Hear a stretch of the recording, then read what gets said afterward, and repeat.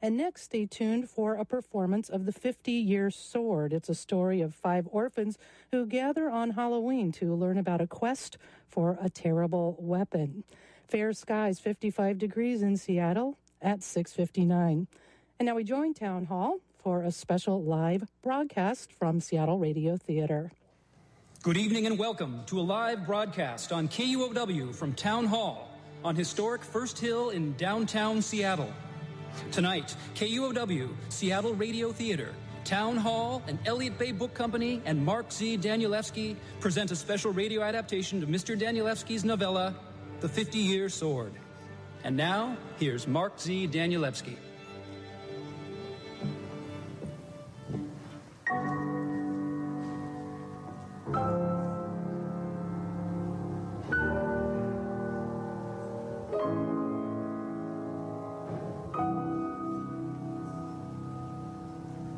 Maybe because the history of any ghost story is a ghost story unto itself, which is to say, another story completely, assuming any of what follows can rightly even be considered a ghost story, rather than delve into the devices and biases and oddly canted idiom of the 5 persons. One of whom in the early years slept with another and now endlessly wonders about the lakes of Fall, where someone else once wandered. 2 of whom still nurture their affection for one another, expressing so in an array of notes and overseas phone calls. A 4th who lost 3. And the last of whom, from the prison of a later life, hates them all. Or represent them throughout with characterizing phrases, temporal references, and even more quotation marks hopelessly nested within reiterating nests of still more marks. To delineate their respective and independently conducted interviews, colored quotation marks are used instead. Or voices. Tonight, only voices. Where no voices sound, only the worst should be assumed. An interruption by someone other than one of the before-mentioned persons, the reader or even the author, who additionally, it must be stated, has done nothing more than lend together these gathered and re-related bits so as to here present a pretty peculiar and perhaps altogether alternate history of One October evening in East Texas.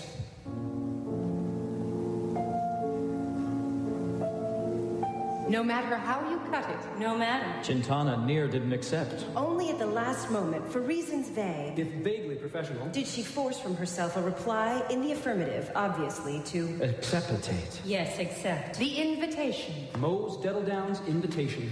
Fact is, what Chintana had discovered since the divorce was the most everything required Force. Opening her eyes, her hands, even opening her medicine cabinet. Forced. Force open the can of bitter tea leaves, force back the tough tongues of those walking shoes she kept perched. By a bird cage. Force even a smirk she hoped could serve, temporarily at least, as a not-so-scored and heart-hunted a smile. Especially when in the acknowledgement of something she recognized as social duty, she was forced to acknowledge. Yet again. To yet another insintrusive customer, her husband Pravat's surprising departure. Pravat. Pravat.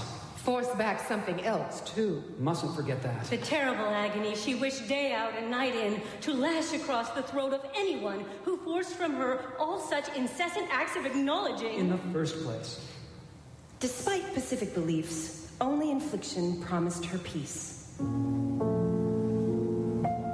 And for sure. As Chintana had found out. What came most effortlessly to her nowadays had already happened. But 5 weeks earlier, when the scissors, doing their happy skew across the Bias of a patent lawyer's drapes, dancing silvery, Sharp through the separating cotton. Arrested, finally, when their metal V wedged deep into her Soft thumb. She lost the nail, but the local hand surgeon had stitched back the flap. taped on a butterfly for good measure, too. And she had forced herself to thank him and Somehow, carry on. But she did not then, as she could not now, seem to acknowledge to herself just how easily she could have seen it happen to someone else's. And so, of course, Christian had more reconsidered whether or not She'd make it. to Mose Dettledown's Halloween party. and seems she probably would have taken amiss had it not been for Her twin. Stitcher-macated, In Austin. who had sternly counseled. risk it. So Chintana had risked it, preparing her bitter tea and swallowing hard before leaving behind the thread and machines of her trade. Her unoccupied cage, Albert Equipment on 182 East. driving its stabbing hope through the fallen dark. Chintana always found the particulars of Mose Dettledown's gatherings odd. But what else could one expect from a 112-year-old nut job still at ease? In those deteriorating ribs of her East Texas remove slunk down amidst the hickory. And Mexican wild. A few times a year, Mose would generously serve up booze And sweet. To fortify the many strangers against the expected strangeness of her minglings, where someone like Chintana, a seamstress, could find herself. Deflecting the advances of an inebriated city alderman. Mose, though rarely appeared herself. In fact, running into her at all, certainly tonight, would be like crossing up with a ghost. Though a ghost would be nice. Crossing up with a ghost, thought Chintana, was about the only thing that would keep her from... cutting her own appearance short. In fact, Chintana had only gotten as far as the coat rack when she thought for the third. And last time, About retreating. This being so because the very first person not the third or even the... Second, but the very. First person. she was forced to smile at was the already smirking Belinda Kite. Linda. Right there in Mose Dettledown's foyer atrium. Belinda Kite eyeing Chintana's entrance with shearing scrutiny. More red-eyed than a coyote, sniffing a salt block in drought. Bangle rattle arm twisting rattler mean to her side. Gums receding around the dead shine of her teeth like... Well, now, if it isn't Miss Lost and Let Down. Belinda Kite might have snapped. Or, more benignly, Deliveries and back. Or just a lucky carnal cluckety-click. And maybe something like so did actually tickle her teeth-tickling lips. But it never got no further. Not that night. And what a cold, cold night it had already become. The Because... sharpest tongue in East Texas knew better.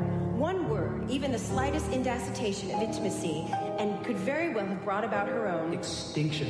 And... Had the two women actually touched? a pat, perhaps. oh no. something slight and passing. The results would have been cataclysmic, even worse. Unimaginable. And so right there on the spot,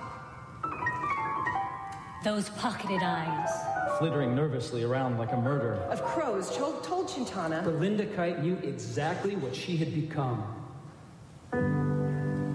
Here, then, was another consequence of Belinda Kite's stolen times with Pravat. Belinda Kite, who could routinely make anyone cry from Fort Worth to Nacogdoches. who would most certainly make some poor wretch cry tonight. Saw right then. Right there. Right square in the middle of Mose Dettledown's foyer atrium, something she could not challenge. Or even reach for. And so practically ran. Scurrying backwards, pocketed eyes flying off to a side. Until all of her was sidewinding gone for the stammer of guests in the back. Chintana shook and sighed and reconsiderated her twins' counsel. Maybe some things aren't worth the risk. And then, along came the little ones. And that sure put a change in her. After all, what did they? Know about risk. Or care for that matter. They We're too young. Their play, The privacy of that practical mayhem and racket. protected them, zigzagging this way. Their way. Dash down diversion, fast across the dining room. Eastern cottontails. Sweet baby bob down whites some stairs, spinning sideways, socks slipping them up some. on the smooth grooved floors. But those small hands always grabbing fast enough. Possum grip for a corner. Just in time to catch the slide and swing them in accelerating arc towards another warped hall. And sure comes spring, the wraparound porch outside with its gape at the sweet gum. Lob lolly pine. And maple could serve their turns. Pernicious terms. But tonight, With the wind already whipping up something wrong. The dogs howling in their kennels. 5 such orphans confined their tie-dye hues to the shadow of adult conversation and back rooms. Steeped in abandonment. Theirs was abandonment's insurrection. The coup de grace of feral play. And so they flung themselves so, Panting and rosy past the foyer door. astride their steeds, sick palomino, buckskin. Sorrel, bay, and black, and Chintana felt herself warm and at ease. Here was enough. they were enough. And even if Chintana wasn't quite able to put her thumb on it, how strange still that just 5 orphans, with but the pitter-patter of their footsteps on such an instant, after such an incident, could catch Stitch, a bit at least. The lacerations of grief 6 months continued to inflict. Their offer somehow different from everything else. Something mock-felt and clean, as if to say, So to say, or so it seemed. there was time. there was time. yes, there still was time.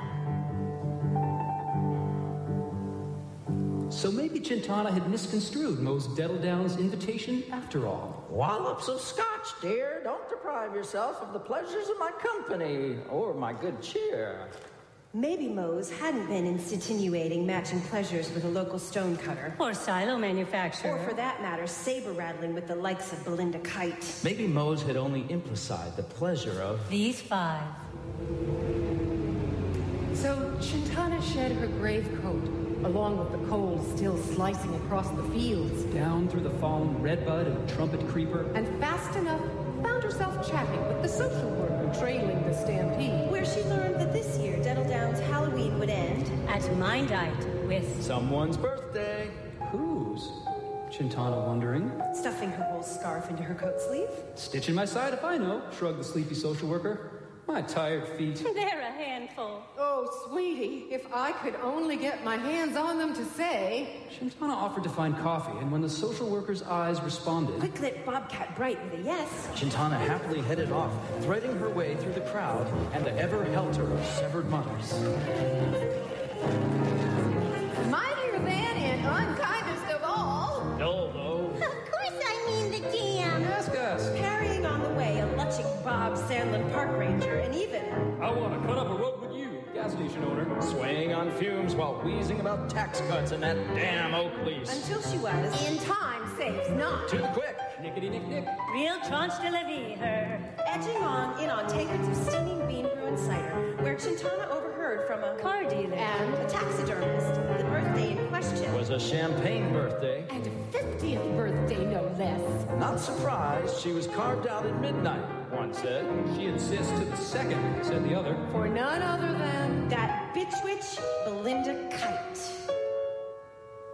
Chintana all too gladly retreated. To the quieter reaches and vacancies of the ranch. Her cups take sloshing in hand. Mind made up to leave long before midnight. Refining at last the orphans dricketing on. Furniture and walls like so many mad, pileated woodpeckers. Fever busy. Too many hours, assumed the social worker. Gratefully acceptating Chintana's concoctions. Don't know how much longer I can do this. I've got my own kids, too, to keep after, so...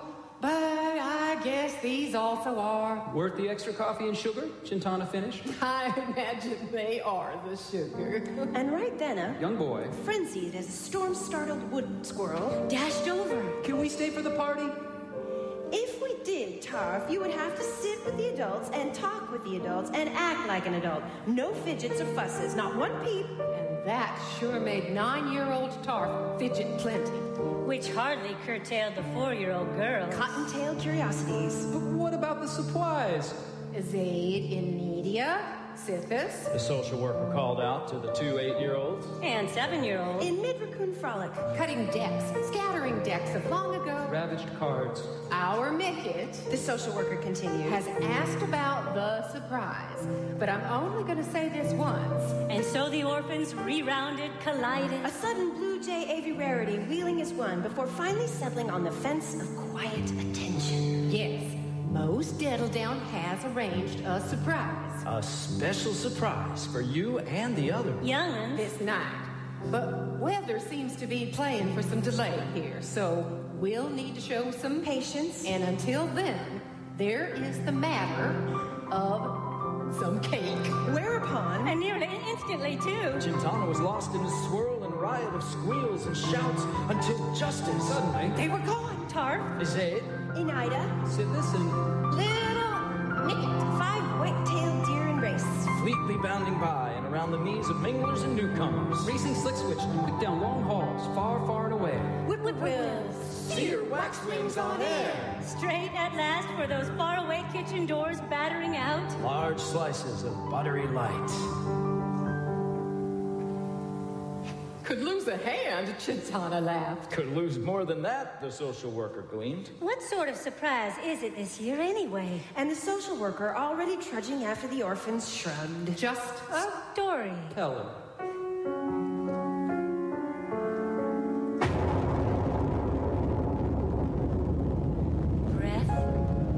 Gentleness and gratitude. Chintana's twin typically counseled. Must precede love.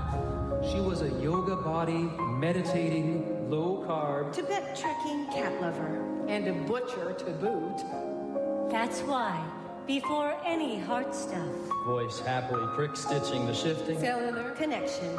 you first breathe and thank, and practice breathing and thanking, and gently too, with every breath.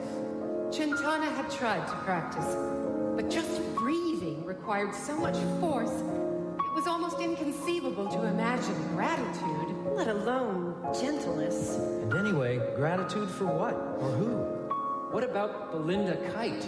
Belinda Kite. Belinda Kite. The idea rushed spouts of color to her face, that lavish creature of bleach and gold, proudly pedigreed in the bloodlines of Texas bullery with a predatory, If gustatory taste. For minor men of all sports. Usually not citizens either. Offering the poor minority the charity of her shape and touch. Offering them their reverie. who would as casually buy a Mercedes as dole out mercy every other year. Her mercy last year in the back seat of her SUV with one of those boat people. A Thai flower man married to a... Thai seamstress. A tight, muddy man who could tenderly lift fields of white lupine, blackberry lily, and lush evening primrose from the grieving earth.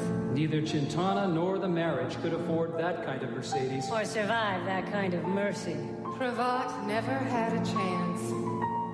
And the loss of some larger dream for him. Some cultural intertwining. collusion. Coupled with the betrayal, Belinda Kite's and his own, left him too cut up inside, all so gutted and gutless after all. To carry on. And to have him. All Belinda had to do was press into his cupped hands a frail bit of embroidery of her own fingers had, Clumsily threaded and at points. Led upon. barely managing with cruel white work and a forbidden stitch, the Smocking shade of a single. harvester with dark orange. Wings. To leave him, though. And soon after, too, Belinda Kite was far more bloodless. pasty, blue-eyed ex-officer explaining in diligent tones how even stepping towards a doorbell could be read as trespassing. And so punishable by the law. Chintana found out every disconcerting detail and even Snip, snip. Undid. Clip, clip. Stitch by stitch. The offending thief. Intoxicant. Spell-casting lure. Because Chintana had been the only one Pravat knew well enough to confess his torture to. When he left in April, flights of green-backed herons shrieking in his brow told her what he'd already made of his wife, but the Falling egret. On his lips also told her he had finally stopped bleeding inside. He could smile vaguely again. limply clap her hand with his two riverbed hands, nodding gratefully only because, like the desiccated rose of his flowers and tears, black scratches all of it now. Here, mere shadows on the grave. He too, like a passing day, Was already gone. The social worker had mentioned other Young'uns. But that night, Chintana saw no sign of any more. maybe that incruciating cold, Or the peculiar threat of a storm. Or Belinda Kite's birthday. Had turned parents from wrestling with seatbelts and car seats. From those Many lists of babysitters tacked conveniently by a phone. Chintana rubbed the violet line on her thumb as a woman with topaz clamped on her ears burst past her towards a small bathroom tucked under the main stairs. Such a hateful whore! the woman stutter sobbed to Chintana. To no one in particular. Diving for the comforts of lock and running water. Whereupon Chintana's thumb abruptly began to soar a little. And she felt bleak. As if 1,000 Vengeances upon vengeances were dicing her suddenly. Into hail. Though the cause was none too mysterious. front door just stood wide open. Though when it had been flung so, Chintana would never remember. The porch lights were extinguished too, oddly. And what's more, a shadow now cut across the threshold. Though without moon or stars in the Texas sky, this was an awful impossibility. For here, reaching toward her, it seemed, was a shadow cast by nothing Other Than the darkness itself. Most would have denied the sight with a turn. A cry. flight. But maybe because Chintana, too, day out and night in, could so easily consider doing the same. What would leave these rooms drenched in silence and blood, She welcomed him. The orphans. was all he said. And Chintana showed him the way. At first, the five. Orphans. 5 jittery swamp rabbits. 5 know some better gophers. Recoiled at the sight of The storyteller. It didn't help that the library had not suited his tastes, so his hulking form bent and growling. Had led them up a tight wind of back stairs into a small parlor, already dimly lit with 5 season-poured candles of ginger. Cinnamon. nutmeg. cloves. And molasses clustered in an uneven arc away from 5 dark windows, all tightly closed. Surely Moses' work. Only when he finally sat down on the floor did the orphan seem to relax. Enchanted quick enough by the manner of his diminishing. So crossing his legs, folding himself into himself. Refolding until right before their eyes he no longer seemed. Prowling or gulking, but sat quiet still. Overdraped in his strange silvery black tunic, his head heavily bowed. Following this example, Tarf, Zaid. An idea? Sithis and Mickett sat down too. Crossing their legs, and if not, Executively little. And bushy blue stem cozy. then armadillo tight. wanting now only to know what was inside. As for the social worker, with her burden of watchful responsibility momentarily suspended, She took her place in a back corner lounge chair and stretching out her legs, yawned. Chintana as well succumbed to her own shadows and seat. Trying idly to figure out This figure's peculiar origin. The narrow eyes or sharp squeezed brows. The profoundly wide forehead. or the dark lips rounding out into the deeper creases of his cheek, all mute and formless, but somehow adding up to something Chintana knew only as Awfully. Or perhaps it wasn't him at all, but another question of origin. the box he carried. A narrow thing with angles of black. 6 feet long, easy, with an ochre sash for a handle above the odd engraving. T. 5. 0. Why? The 4 hinges faced in towards him. The 5 metal latches faced out towards the orphans. The number of latches confused her and warned her. But Chintana didn't know what to do with warnings anymore. What I have to tell you. He began slowly. I must show you. But what I show you, I must also tell you. I have... Only myself and where I've been and What I found and what I now bring. And it will frighten you. This was not the way such... tales for 5. Such orphans. usually begin. Mickett cocked her head to one side and Izaid's hands fussed in his pocket. Well, maybe there would still be some fun, Chintana musing. Maybe the story. Teller's strange and pompous gravity would be refused with Fitterings and Frowns. Yet if the cloudy phrases released them, his ever so slight nod toward the box recaptured them. All I have to offer is right here to see. But if you stare easily, you should leave.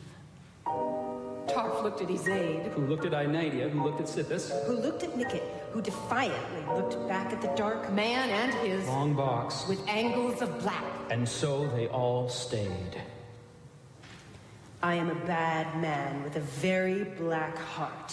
And it was only that badness and blackness which forced me to seek out what I have. Carried now for many years, and brought this night for you. Because you are young, I will tell you, I went in search of a weapon. But also because you are young, I will not tell you why I went in search of such a weapon. Though, in truth, while I could speculate, I am no longer capable of recalling the details myself.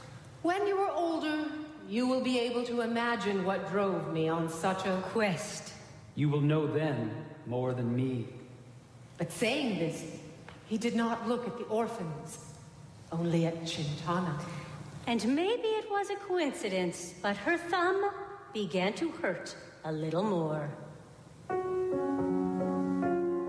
At first, I went to places I knew. Familiar places. I examined ropes and knives of many sorts. I considered oils and poisons. I toyed with explosives. I handled guns, small guns, big guns. Guns powerful enough to Sever something. anything in half with just one blast.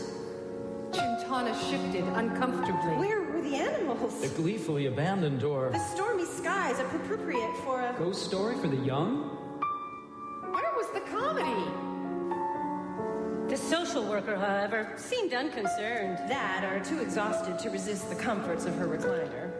But none of it, the storyteller continued, Could match my taste for what my blackness ceaselessly scratched for. And so I traveled farther and farther away. From north to... South, mountain to valley, coast to Coast. Season by season. Until finally I left the country on a ship, setting out for away and far places where faces are different. And songs cradle words neither you nor I have ever heard. And everywhere I stopped, everywhere I ate, or drank. or slept. I asked about A weapon. yet even in those distant places, I received the same response. Ropes. Knives. poisons. Explosives. And guns. I shook my head and my heart blackened more and my badness spread so that... Whatever I touched, my badness touched too. And seeped into. Until finally, one night on the banks of a muddy flow, Some might call a stream. On the edge of another dirty city. I took cover from a rain beneath slabs of concrete twisted through with rusted rebar and Pain. It was a shelter I soon discovered, already populated. by rats. But where I also overheard a story about A valley assault and a forest of note And a mountain of... any One. paths and a man with no Harms who made terrible weapons which he sold, but never for... money. Intrigued, I asked for a retelling of the story. Carefully then I listened. memorizing every detail, prodding him to reveal still more until I was satisfied he... Knew no more. And then I thanked him. And I killed him. Chintana jerked forward sharply. Trying in vain to grab hold again of the words so casually uttered. So easily laid open. laid bare. Unable to believe he'd said them in the first place, even if his aid And an idea did whimper. and Micket's head bent down, her eyes suddenly fixed. Absiderally. On the worn stitched carpet. If only the social worker had given just one indication of alarm. Chintana would have put a stop to the whole thing. But blinks too of disbelief. Enforced probably by her own torpidador. Could merely put both women on a temporary state of alert.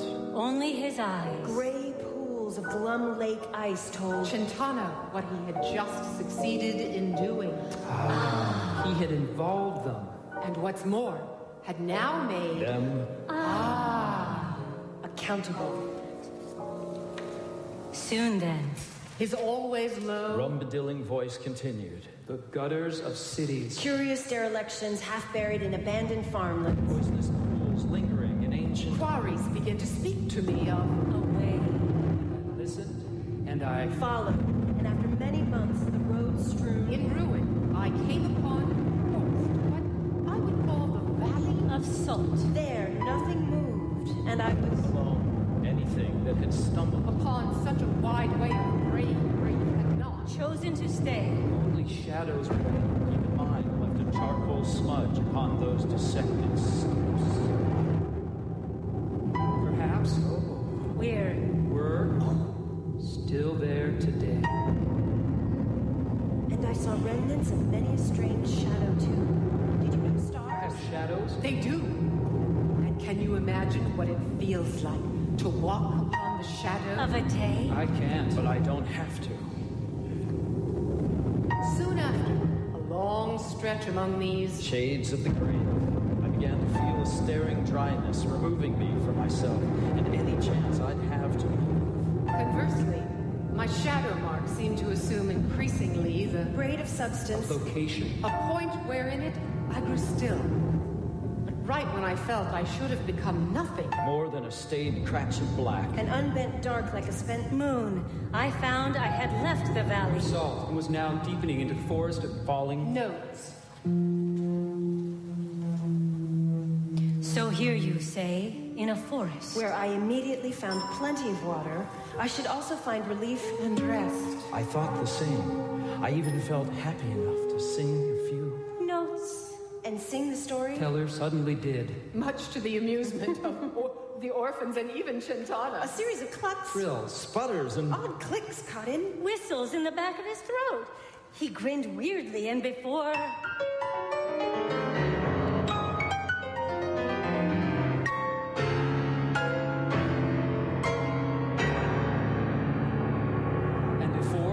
Stopping. Even homed.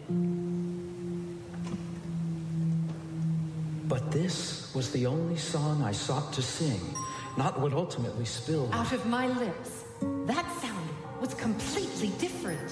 For you see, in the peculiar forest of... Falling. Notes, sounds could not hold. Together. Like pearls on a snip. Silk thread, they... Scattered wildly upon... The ground. It did not matter the sort of sound either. Whether a melody, a whistle, or even... A nick, tick, or clip-crip. All of it fell apart.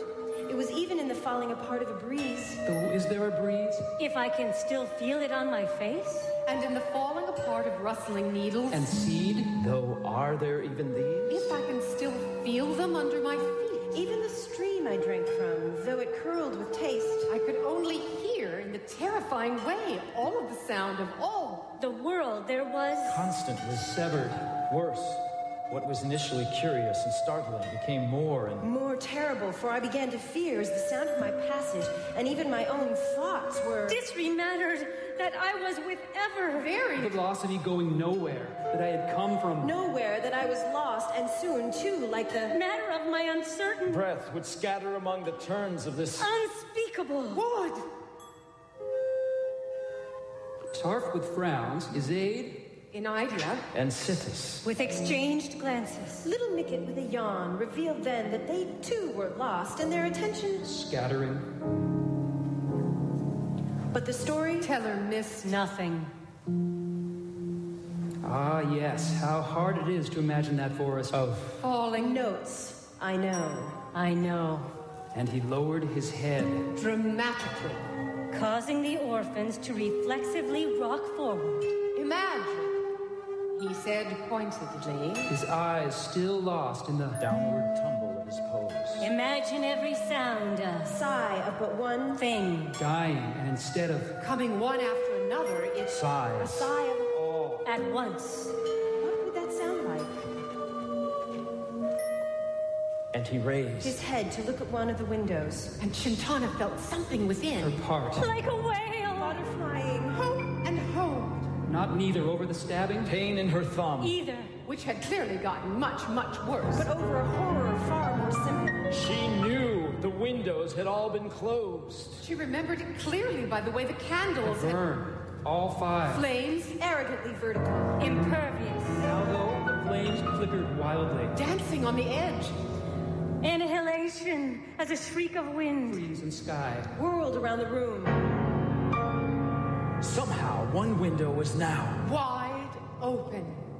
Already, the social worker had... Leapt up close to it, puzzled. Confused, but Clearly too drowsy to pay too much mind. The story. Teller had the answer, but he only... Looked at the... Orphans with his own questions, which they responded to. And in surprising unanimity. with a question of their own. Then what happened? I left gladly the forest of falling. notes only to find myself at the base of a precarious path, rising up through twisting leaps of snow and looming... Boulders wrapped in pale wisps of... Always moving. Cloud. The mountain of... Many one. Paths had only one path as far as I could tell. Here, at least my shadow... traveled with me, and the songs I whistled made sense. In fact, the mountains seemed just... A mountain.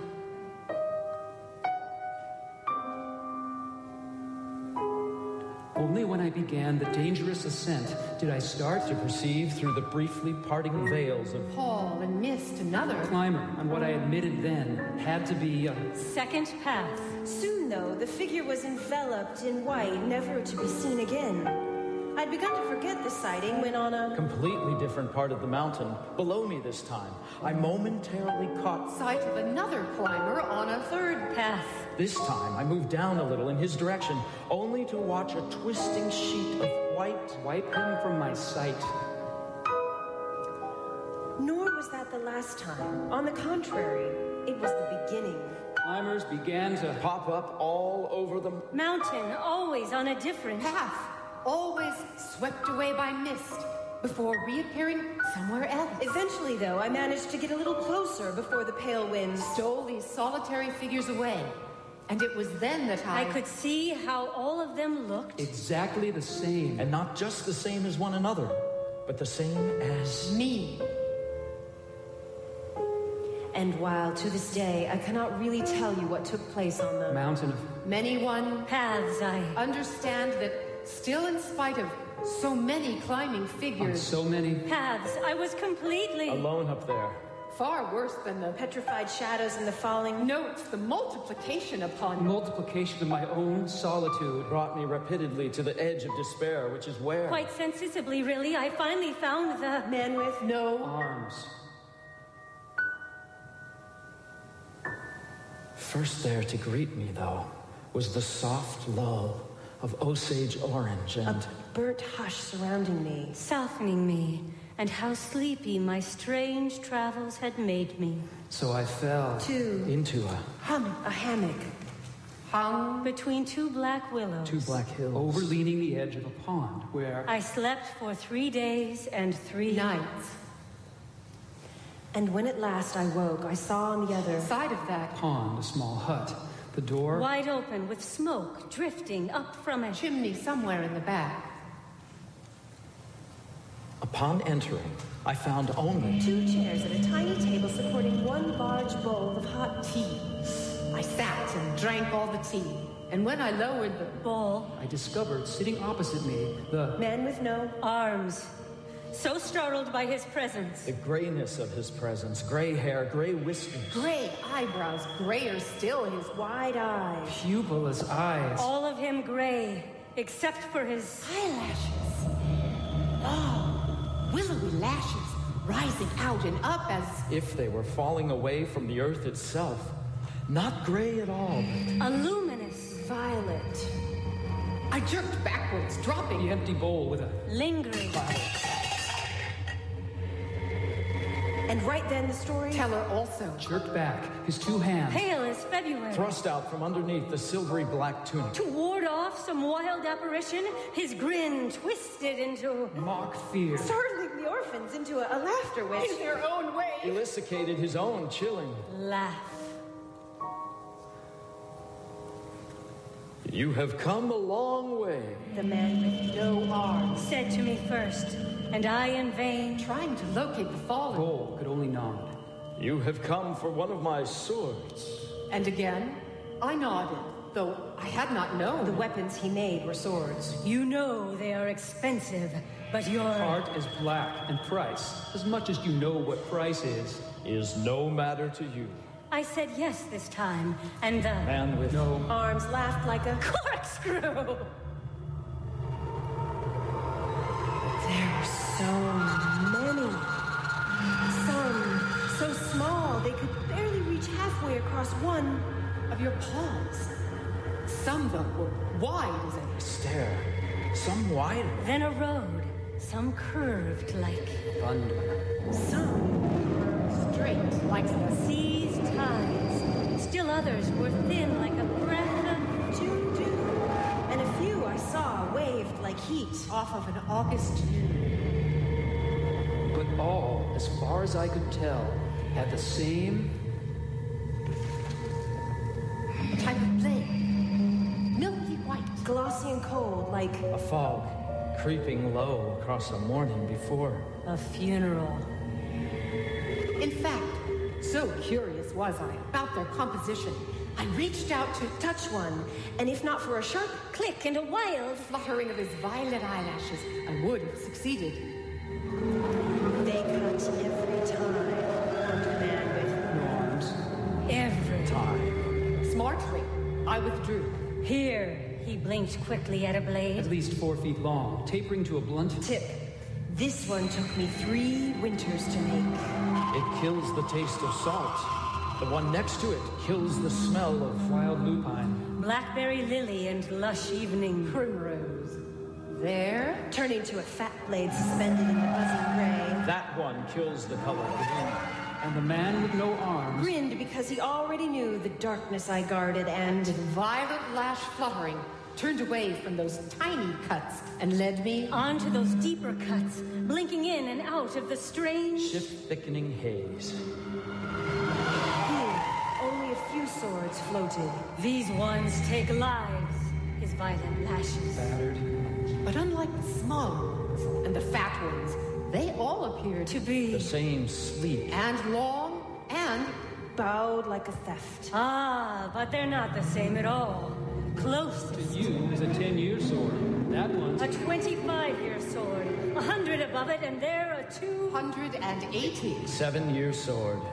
And this one? I asked, tentatively reaching for the handle until... Unchecked. I actually took hold of it. That's your 50-year sword, he said. Oddly. You almost can't see. blade, I added, marveling at the way. The weapon bit through the air. The way the finely carved handle. Bound in a fine fall braid and beaded. With winks of pale pearl seemed with every swipe to melt into my... Palm. Ooh, the man. With no arms chuckled. You could never... See. The Blade. Which I would not understand until I'd returned and found my... Blade had dissolved into... Breezes and hours. But will it kill? I wanted to know. Dimly resenting him now that my sword... Hung once again. In that Filickering... Deep. In half a century. From birth to the... final second of the 50th year. Every time? Most of the time. This surprised me. why most? No weapon is perfect. Whatever this blade passes through, it most certainly... Will divide, though there is one thing which can stitch and hold the... Wound. What's that? Your heart is blacker than will ever be told. But that is why you're here.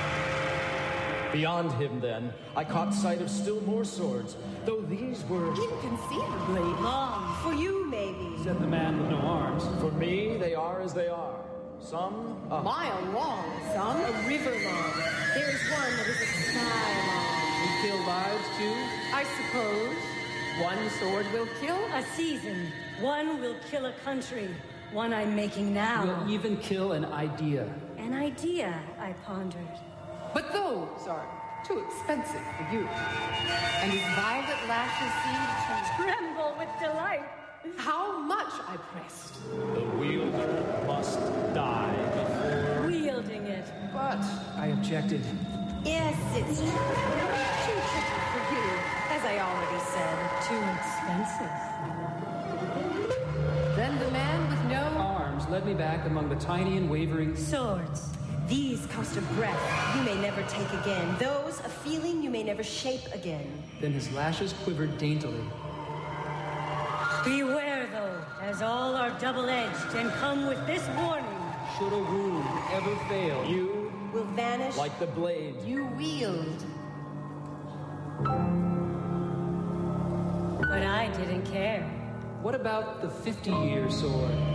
Your sword? His violet lashes twitched. Slyly. I could not object. I knew, too, it was my sword. I knew... When the handle melted beneath my fingers and the blade shivered. Familiarly along my arm and into my... Past. Yes. How much is my sword?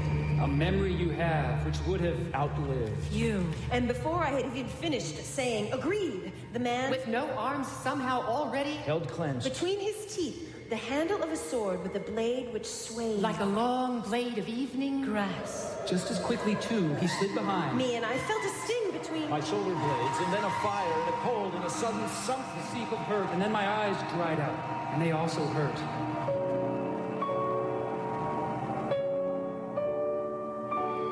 There, blinked the man with no arms, happily showing me what was now Separate. Suspended carefully in The air, a single harvester. with dark orange Wings, Struck through with light and dapples. a bruised dark. What is it? I wanted to know. But his violet lashes flickered as if now to say, No. And he boxed up my 50-year sword, and never said, more. And so I descended the mountain of any One paths, crossing back through the Forest of note before finally making my way. away from the valley. Assault. And only in the years to come would I realize what he had taken. My heart stayed just as lack, and my badness spread. more easily, but the memory. And reason. behind such blackness and badness had Vanished completely. which is my Story. There is no more. And even if the story Teller had Cut indeed, himself short. which it seemed to Chintana he had. He gave No indication, only hunching his shoulders and lowering his eyes with a sigh. a sight so soaked with sadness, even the Orphans. responded to it. Chintana knew better, though, she listened instead to her chest. which guarded a more subtle ear, and she Accepitated the sharpening. shrill of her thumb. For even as the social worker snored now in her recliner, and the story Teller seemed to recomport himself into an even smaller stillness. Chintana knew what the Orphans. were about to ask, which somehow meant she also knew. he too knew. What they would ask, and how he would answer. In fact, the only thing Chintana did not know Was how she herself would Respond. at least get up, she tried to tell herself. But though Already on the edge of her seat, as if in The poison of a dream, she felt unable to move even. An itsy bit. Tarf grunted then, refusing, unable. to look away from the long Box with its angles. black, and so asked, Is that the sword?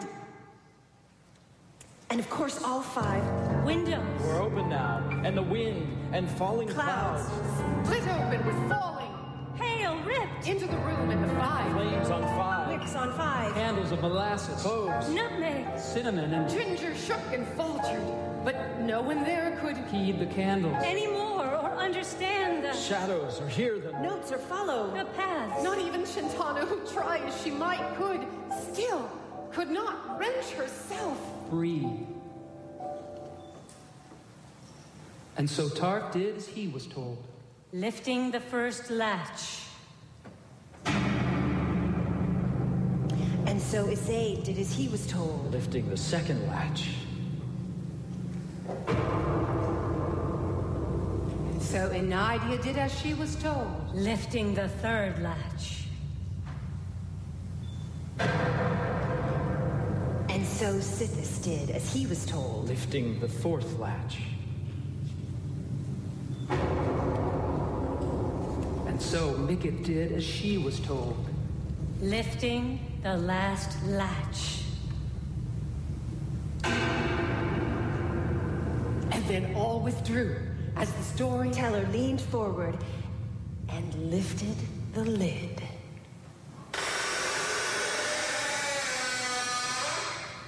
Hey! Tark immediately objected. It's empty! Yeah, Isaid, And Enidia. Sithis chorused. Mikit even giggled. The blade is missing.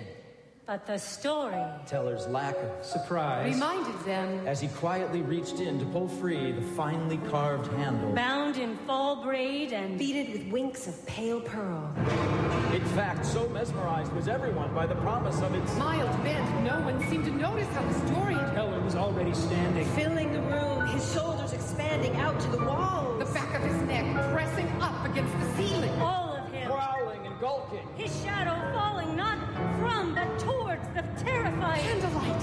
Where? Upon He began to swing the handle in a wide but but deliberately. Slow. Arc as if to pass a long blade through the wicks of those 5 Candles nearly 6 feet away, were indeed a yellow panic there. Perhaps, by extraordinary coincidence, momentarily cowered into small rounds of blue and drowning smoke. How his lips gleamed sharp. red then, and as gripping, The handle with Both hands, he raised it high above his head, twisting his shoulders away. Though never relinquishing his gaze, fixed. awfully, On the orphan. still seated at his feet.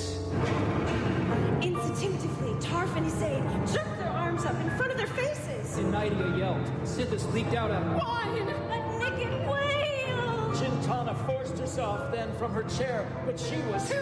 Far away. Late. The storyteller Already swinging down and across the necks of the 5 orphans. A vicious and terrible round. with even worse implications if his hands hadn't clutched. Nothing at all. For indeed, at the height of their ruin. Yet before their crime. They, Those hands, pale as February, had been so So seamlessly so. and so expertly so, stripped clean. replaced with a ladle of angry air. tripe, hogwash, baloney, and hooey. Belinda Kite spat loudly, striding forward, the handle now Somehow, miraculously, in her possession. How easily, too, it seemed she had just reached. Out of the shadows and plucked free from his glacial grasp. The end of his story. despite herself, Chintana was Overjoyed, even if she also wondered what on earth could have prompted Such a display of uncommon heroics. Had some protective instinct? Suddenly insisted she acted on behalf of the orphans? Or was it just more evidence of Belinda Kite's natural predisposition to spoil. a pretty gripping moment. Whatever the case, Belinda now dangled a curious. Candle between her 2 very nimble fingers. It's time to cut out such doo-doo. Look closely, my children. This is nothing but a bit of Phony foodie. Whereupon, Belinda Kite. To further substantiate her proceeded claim. to swing and to no effect, stab, gash, cross, slay, chop, slash. to tear, Perforate, puncture, slit. pierce, sunder, jab, the Handle, at herself, all over, Herself. Around herself. Across. through, making sure to crisscross her knees, thighs. And waist, dice, Her fingers, wrists, elbows and arms, sectioning, filleting, lancing neck, jaw, nose. ears, and scalp, a complete Hacking and desiccating of her body, entire. no part of her uncut. untouched or unmitigated. And everyone there, though. No one else would have admitted the possibility that someone else had Seen so, or Saw so. caught a glimpse. now and then of something, Slippery. riding through the air. white and vague. Like a slow, cold fog creeping across An evening after. A burial.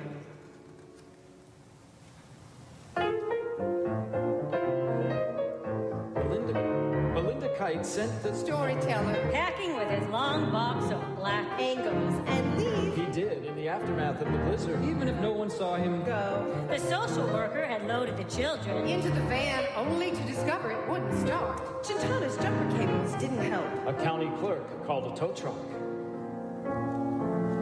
Someone then remarked that the night felt wide and Deserted. without creature Or comparison. Rot of wood and mud mute. The kennel's empty. Not even a wing flinging its shady. Whisper over fields. void of paw print, step, Or even moon. In the kitchen, a caterer informed a just arriving. and very harried schoolteacher that the children had left. Long ago, to which this very late. Teller of stories. The only one Mose Dettlesome had hired. Sighed heavily, abandoning at last his plans for animals and stormy nights in favor of a bowl of spaghetti. to follow. A wedge of pear tart. And eventually a deep glass of scotch. All while he cursed his Dan in the early freeze, Though still managing to make the caterer giggle with limericks about. cutting the cheese.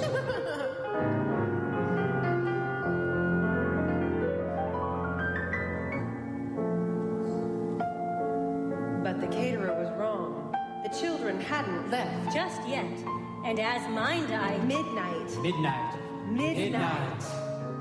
Just as midnight approached, they were upstairs again in the storytelling room. waiting for their ride. Revoluting against sleep, peering down at the guests gustering about outside. In snow on the Back patio. Where, with most of the caterers, cut loose hours ago. A skeleton crew did their best to fast uncork Bottles of sugary champagne and Fill brim high all those platic goblets. Somewhere, someone began to Sing!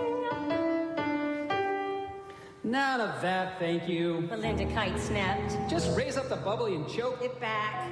Happy birthday to me, spoken will do. The woman with topaz clamped on her ears was the first to scoop a second. Phil.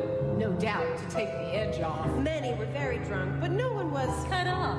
Chintana without a glass. of anything. To fortify herself against the biting cold, didn't know. What to make of why everyone else, Including herself, had agreed to stand. Outside, Belinda Kite, because she claimed to adore the snow, had demanded her. toasts take place in it. And for some reason, Everyone obliged, though Chintana could see not many liked it, and even less liked Belinda, focusing instead on the Champagne. the clicking of plastic on Platic rim. Anything and everything but. Belinda.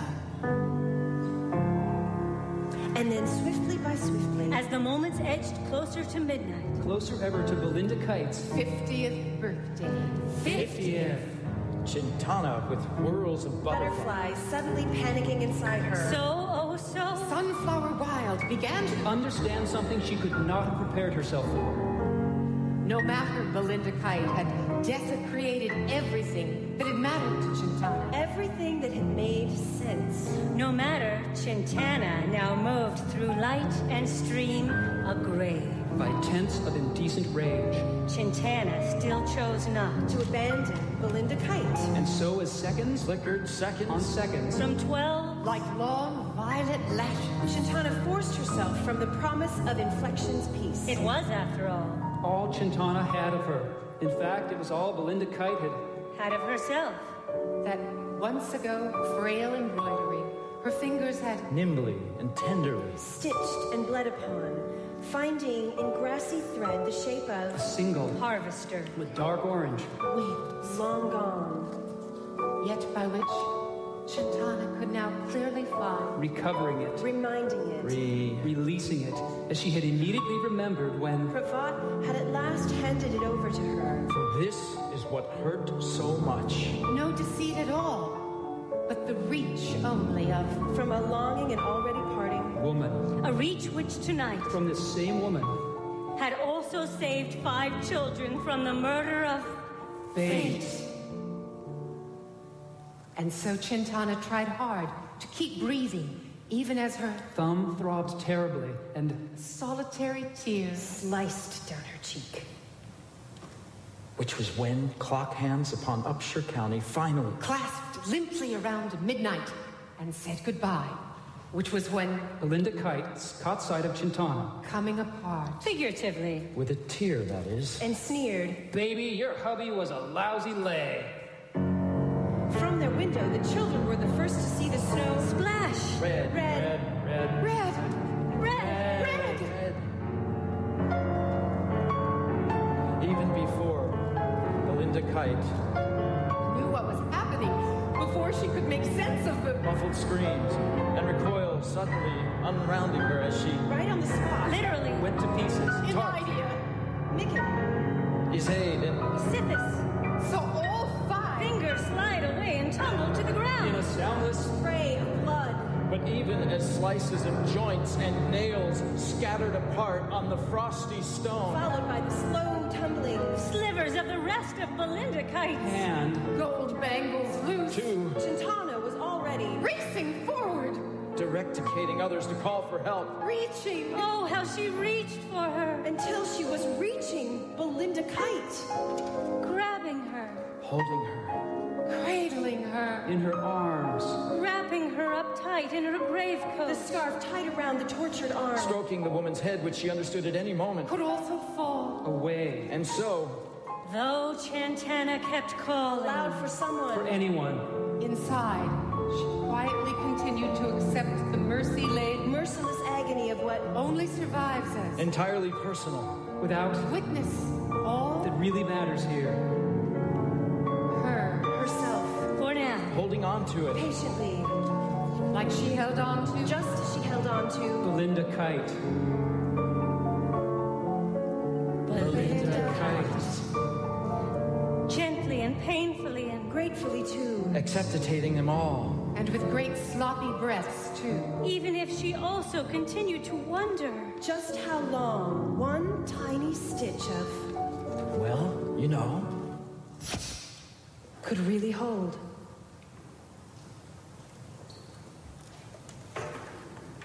You've been listening to a live broadcast on KUOW from Town Hall, Seattle, of Mark C. Danielewski's The 50-Year Sword, directed by Mr. Danielewski and produced in collaboration with Seattle Radio Theater, with support from the Elliott Bay Book Company and Town Hall, Seattle. Thank you and good night.